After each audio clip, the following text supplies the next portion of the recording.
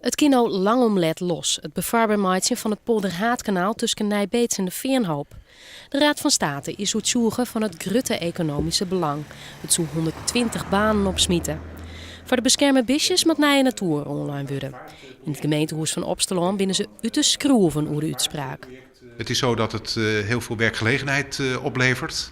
En daarnaast ook voor de leefbaarheid en zo van de dorpen is dat natuurlijk erg belangrijk. En er komt meer reuring. Dus ja, het belang is eigenlijk voor ons overduidelijk.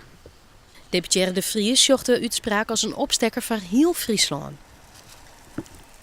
Door kerst nog een varen van de Lauwersmar, vanuit de Waadzee, de Lauwersmar, via de Lits-Lauwersmarroute, het Polderhoofdkanaal, Turfroute, naar Drenthe. Dus de hele woordkant van Friesland, de oostkant, had nou dadelijk een hele mooie vaarverbinding. Nou, dat is een verrijking.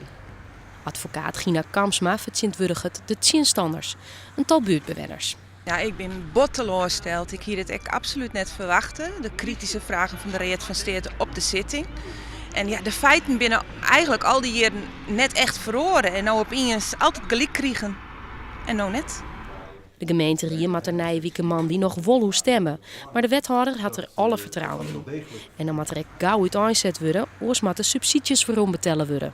Voor 31 december 2014, dus voor dit jaar, moet het rond zijn. Dus we moeten echt heel snel gaan beginnen en dat is ook de insteek.